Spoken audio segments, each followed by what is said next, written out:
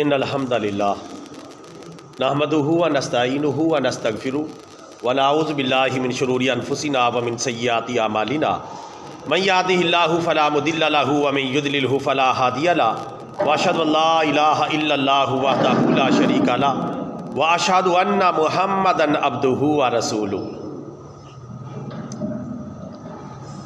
اما بعد فإن خیر الحدیث کتاب اللہ وخیر الہدی ہدی محمد صلی اللہ علیہ وسلم وشر الامور محدثاتها وکل محدثۃ بدعۃ وکل بدعۃ ضلالہ وکل ضلالۃ فی النار یا ایھا الذین آمنوا اتقوا اللہ حق تقاتہ ولا تموتن الا وانتم مسلمون یا ایھا الناس اتقوا ربکم الذی خلقکم من نفس واحدہ وخلق منها زوجها وبث منهما رجالا كثيرا ونساء واتقوا الله الذي تساءلون به والارحام ان الله كان عليكم رقيبا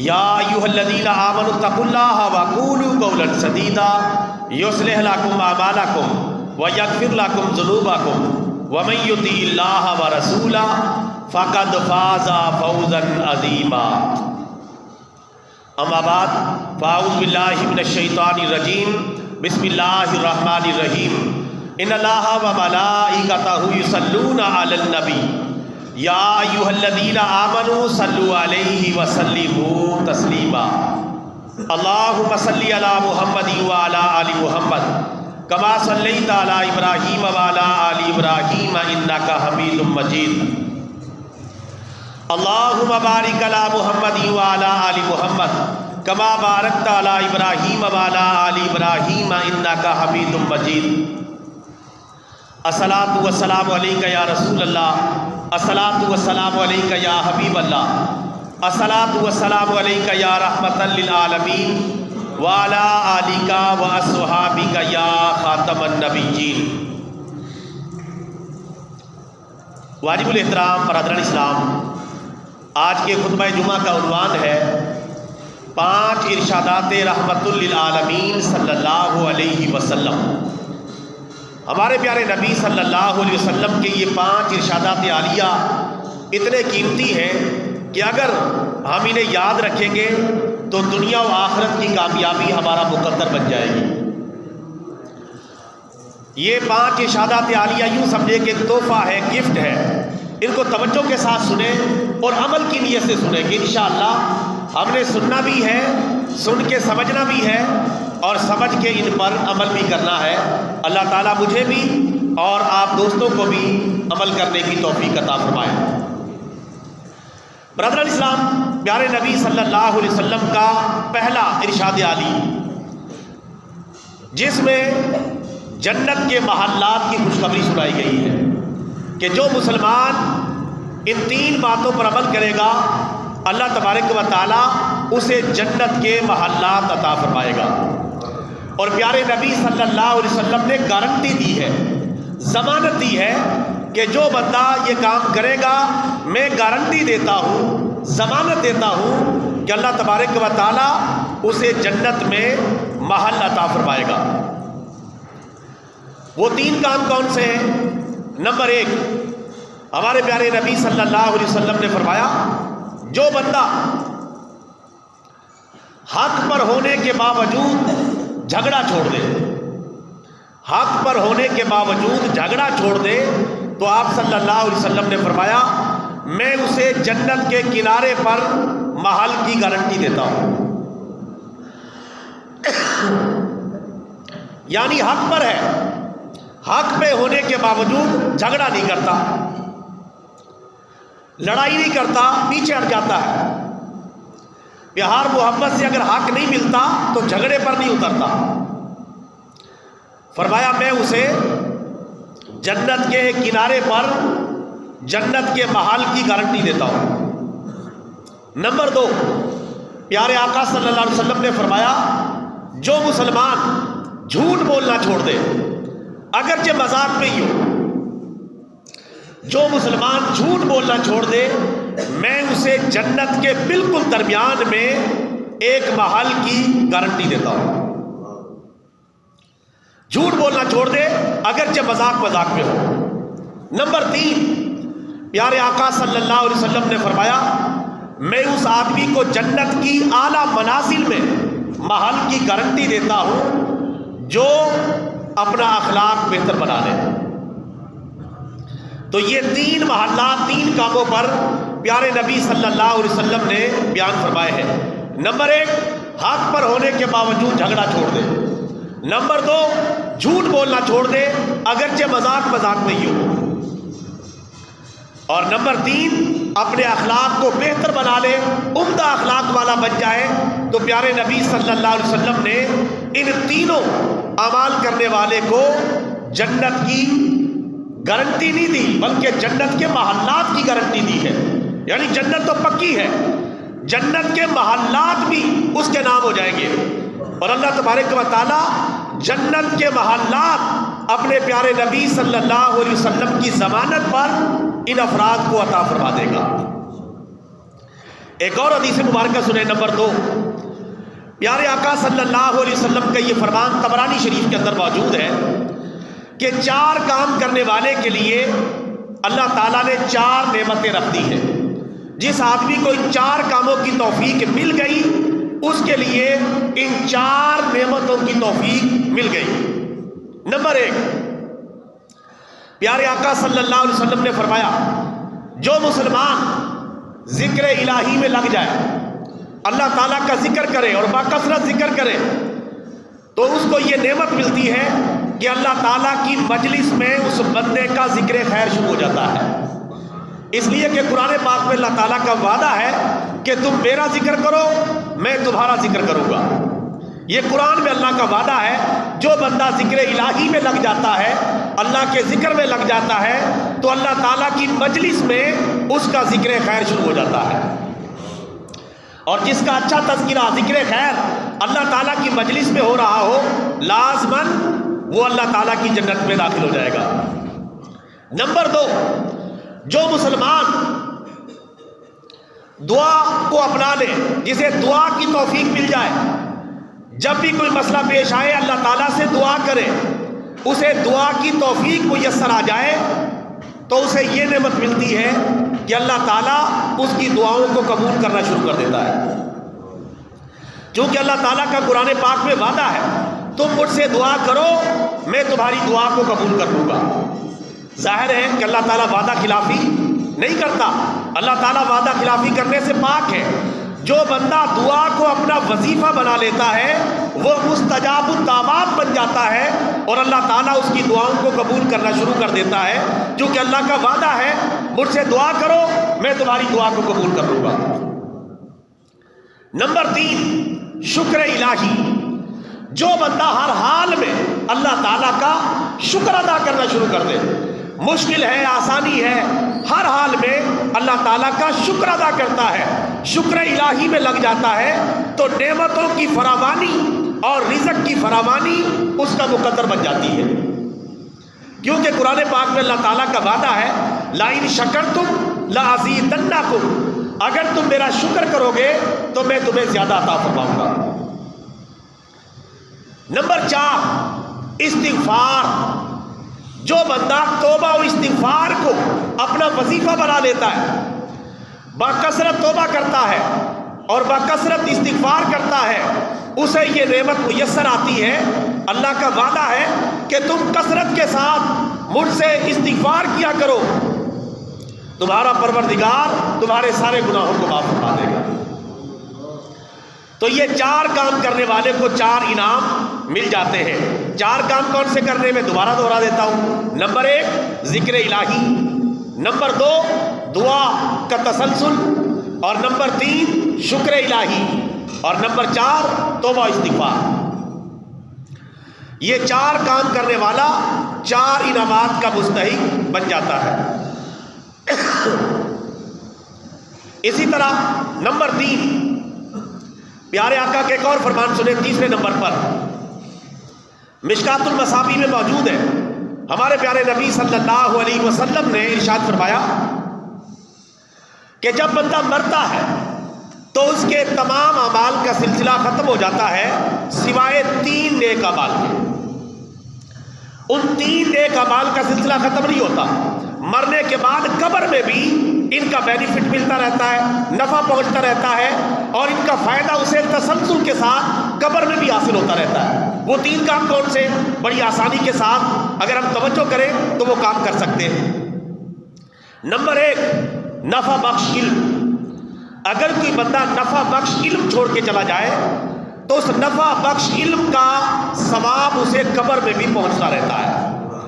کوئی ایسا علم چھوڑ جائے، کوئی علم کی بات چھوڑ جائے، کوئی علم کا ایسا پودا لگا جائے، کوئی علم کی ایسی شمع روشن کر جائے، جب تک وہ نفع بخش علم اپنا نفع پھیلاتا رہے گا اسے قبر میں ثواب پہنچتا رہے گا۔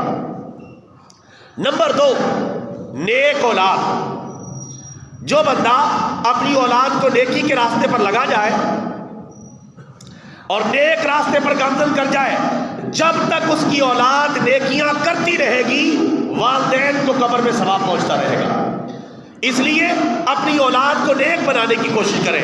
اولاد دنیا میں نماز پڑھے گی والدین کو ثواب پہنچے گا، روزہ رکھے گی والدین کو ثواب پہنچے گا، حج و عمرہ کرے گی والدین کو ثواب پہنچے گا، چھوٹی یا بڑی جو بھی نیکی کرے گی، چونکہ ان کی تربیت ان کے والدین نے کی تھی، اب یہ جو بھی نیکی کرتے چلے جائیں گے اس نیکی کا ثواب اس کے والدین کو قبر میں پہنچتا چلا جائے گا۔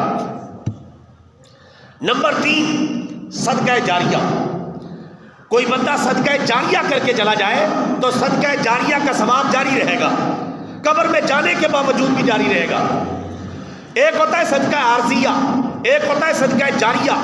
صدقہ عارضیہ یہ ہوتا ہے کہ صدقہ کیا اور اس کا وجود ختم ہو گیا، ثواب ملا لیکن تسلسل باقی نہیں رہا۔ ایک ہوتا ہے صدقہ جاریہ، جاری رہنے والا صدقہ۔ کوئی ایسا صدقہ کر گیا، کوئی ایسا نیک کام کر گیا کہ جس کا وجود برقرار رہتا ہے، جو مستقل ہے، جب تک اس صدقہ جاریہ کا وجود برقرار رہے گا مرنے والے کو قبر میں ثواب پہنچتا رہے گا، اور اس کے رتبے بلند ہوتے رہیں گے اور اس کے درجے بلند ہوتے رہیں گے۔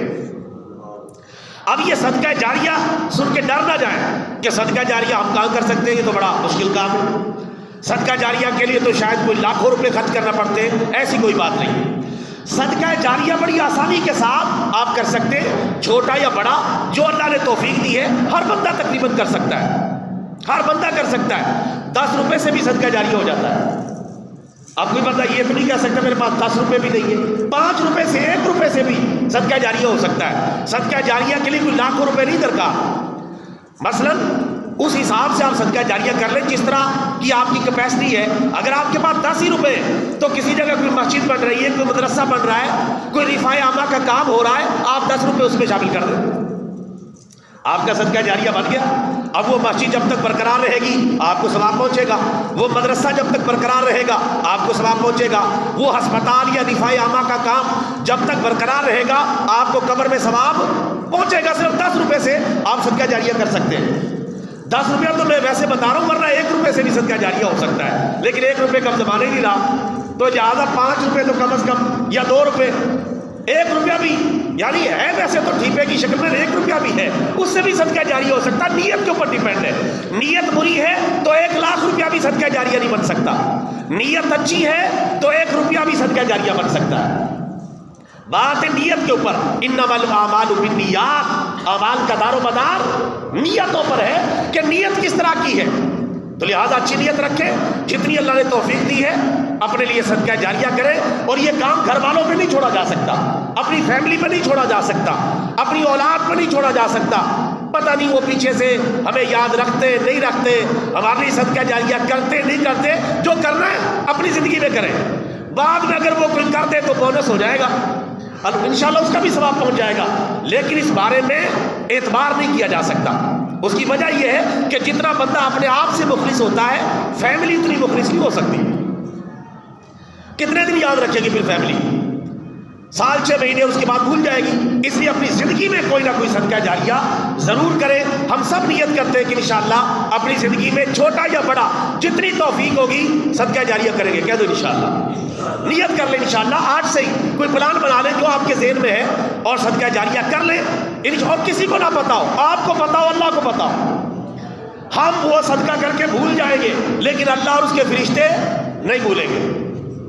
قبر میں انشاءاللہ اس کا ثواب پہنچ جائے گا۔ یہ 3 چیزیں، نمبر 1 نفع بخش علم، نمبر 2 نیک اولاد، اور نمبر 3 صدقہ جاریہ۔ اس کے علاوہ قبر کے معاملات سے بندے کا تعلق دنیا کے معاملات سے ختم ہو جاتا ہے، کسی عمل کا ثواب وہاں نہیں پہنچتا سوائے ان 3 نیک اعمال کے۔ اللہ تعالی ہم سب کو یہ نیک اعمال اپنانے کی توفیق عطا فرمائے۔ میرے بھائیو، 3 حدیثیں میں آپ کو سنا چکا ہوں۔ نمبر 4، اگر ہم چاہتے ہیں کہ دنیا و آخرت میں کامیاب ہو اور ہماری اولاد ہماری فرما بردار بنے، تو اس کے لیے کام کرنا پڑے گا کہ ہمیں خود اللہ اور اس کے رسول کا فرما بردار بننا پڑے گا، اور اپنی اولاد کو اللہ اور اس کے رسول کا فرما بردار بنانا پڑے گا۔ اگر ہم خود بھی اور ہماری اولاد بھی اللہ عز و جل اور اس کے پیارے رسول کی فرما بردار بن گئی، تو سمجھے کہ ہماری اولاد ہماری بھی فرما بردار بن جائے گی، اور جب ہماری فرما بردار بنے گی ہمارے لیے صدقہ جاریہ بنے گی، اور جب ہمارے لیے صدقہ جاریہ بنے گی تو زندگی میں بھی آرام پہنچائے گی، مرنے کے بعد بھی ان کی نیکیوں کا ثواب ہمیں پہنچتا رہے گا۔ اس لیے اس کا طریقہ کار کیا ہے، وہ ایک حدیث مبارکہ سے سمجھ میں آئے گا کہ اپنی اولاد کو نیک بنانے کی پہلی اینٹ کیسے رکھنی ہے، ان کو پہلی سیڑھی کیسے چڑھوانی ہے، اس کا طریقہ کار کیا ہے۔ پیارے نبی صلی اللہ علیہ وسلم نے فرمایا، بخاری شریف کی حدیث مبارکہ ہے، کہ جب تمہارے بچے 7 سال کے ہو جائیں تو انہیں نماز کی ترغیب دینا شروع کر دو۔ جب 7 سال کے ہو جائیں، عمر کا دھیان رکھنا ہے۔ ہم شروع سے اپنے بچوں کو نظر انداز کرتے ہیں، جوان ہو جاتے ہیں، بگڑ جاتے ہیں، پھر ان سے فرما برداری طلب کرتے ہیں، معاملہ ہاتھ سے نکل جاتا ہے، اور پھر رونے کا پھر کوئی فائدہ نہیں، کیونکہ آپ نے ان کو اللہ اور اس کے رسول کا فرما بردار نہیں بنایا، تو وہ آپ کے فرما بردار کہاں سے بنیں گے۔ طریقہ کار پیارے نبی صلی اللہ علیہ وسلم نے بتا دیا ہے۔ آقا علیہ الصلوۃ والسلام نے فرمایا، جب تمہارے بچے 7 سال کے ہو جائیں تو انہیں نماز پڑھنے کی ترغیب دلاؤ، انہیں نماز پڑھنے کا حکم دو، لیکن مارنا پیٹنا نہیں، ترغیب، رغبت، پیار، محبت، حکم دینا۔ بس 3 سال ہے حکم کے، 7، 8، 9، 10 سال تک، یہ 3 سال بیچ میں ہے، 7 سے لے کر 10 تک، ان میں ترغیب، حکم، پیار سے، محبت سے، لالچ سے بچے کو نماز میں لگاؤ۔ اور فرمایا جب بچے 10 سال کے ہو جائیں، سمجھانے کے باوجود بھی نماز نہیں پڑھتے، ترغیب اور حکم دینے کے باوجود بھی نماز نہیں پڑھتے، تو انہیں مار کر نماز پڑھاؤ۔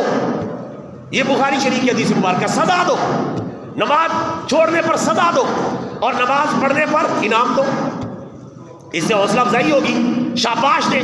لیکن نماز چھوڑے تو فرمایا بچے 10 سال کے ہو جائیں تو انہیں پھر مار کر نماز پڑھاؤ، نماز چھوڑنے پر انہیں سزا دو۔ یہ اگر طریقہ ہم 7 سے 10 سال کی عمر میں اپنا لیں، کوئی وجہ نہیں کہ ہماری اولاد ہماری فرما بردار نہ بنے، ممکن ہی نہیں۔ جب ہماری اولاد اللہ اور اس کے رسول کی فرما بردار بنے گی، لازمی نتیجے کے طور پہ وہ ہماری فرما بردار بن جائے گی، اور جب ہماری فرما بردار بنے گی تو دنیا میں بھی وہ ہمارے لیے آرام کا، سکون کا باعث بنے گی، اور مرنے کے بعد بھی ہمارے لیے بہترین صدقہ جاریہ بن جائے گی۔ لہٰذا میرے بھائیوں، بچپن سے ہی اپنے بچوں کی اچھی تربیت کریں۔ آج کل ہم 7 سال سے بھی کم عمر میں بچوں کو پلے گروپ میں داخل کروا دیا، نرسری میں، پریپ میں، اچھے سکول میں تلاش کر کے، تو پھر وہ پڑھ جاتے ہیں، دنیا کے معاملات ہوتے ہیں۔ دنیا نے تو نہیں بتانا، دنیا کی تعلیم نے تو نہیں بتانا کہ والدہ کا کیا مقام ہے، والد کا کیا مقام ہے، باپ کا کیا مقام ہے، یہ تو بتائے گا اللہ کا قرآن اور پیارے نبی کا فرمان۔ وہ ہم نے ان کو سکھایا ہی نہیں، ہم نے صرف ان کو دنیا سکھائی ہے، تب انہیں دنیا کی چالاکیاں آ گئی ہیں، تو دنیا کی چالاکیوں میں وہ والدین سے زیادہ آگے نکل جاتے ہیں، اور پھر والدین روتے ہیں کہ ہماری فرما برداری نہیں کر رہے، ہماری بات نہیں مان رہے۔ تو بھائی ہم نے پڑھائی بھی تو ان کو دنیا ہے، دنیا کی ڈگریاں دلوائی، دنیا کا ڈپلوما دلوایا، اور دنیا کی تعلیم پڑھاتے رہے، قرآن و سنت کی تعلیم ان کو نہیں دلوائی، قرآن و سنت کا پابندی ان کو نہیں بنایا، اللہ اور اس کے رسول کا فرما برداری ان کو نہیں بنایا، تو پھر وہ ہماری فرما برداری کہاں کریں گے؟ جب وہ اللہ کے فرما بردار نہیں، اللہ کی ذات والدین سے بڑی ہے، جب وہ رسول اللہ کے فرما بردار نہیں، رسول اللہ کی ذات والدین سے بڑی ہے، تو پھر وہ ہماری فرما برداری کا کہاں کریں گے؟ اور ہمارے پاس کوئی اخلاقی جواز بھی نہیں رہ جائے گا کہ آپ ہماری فرما برداری کریں۔ انہیں پتہ ہی نہیں ہوگا فرما برداری کا ثواب کیا ہے، اللہ تعالیٰ کی خوشنودی کس طرح ملتی ہے۔ لہٰذا میرے بھائیوں، جن کی اولاد بڑی ہو گئی ہے اس کے لیے بھی کئی طریقے ہیں۔ ان کو جو ہے اچھے طریقے سے اب بھی ترغیب دلائی جا سکتی ہے، تبلیغ کی جا سکتی ہے، پیار محبت سے سمجھا کے انہیں دین رات کے راستے پر لگایا جا سکتا ہے۔ لیکن جن کے بچے چھوٹے وہ آج سے ہی پہلا قدم اٹھائیں۔ رسول پاک نے فرمایا بچے جب 7 سال کی عمر کے ہو جائیں تو نماز کا حکم دو، اور 10 سال کے ہو جائیں تو انہیں مار کر نماز پڑھاؤ۔ اللہ تعالی ہم سب کی اولاد کو فرما بردار بنائے۔ برادران اسلام، اس کے یہ جو میں نے 4 حدیثیں آپ کو سنا دی ہیں، اس میں بہت سارے مسائل کا حل ہے۔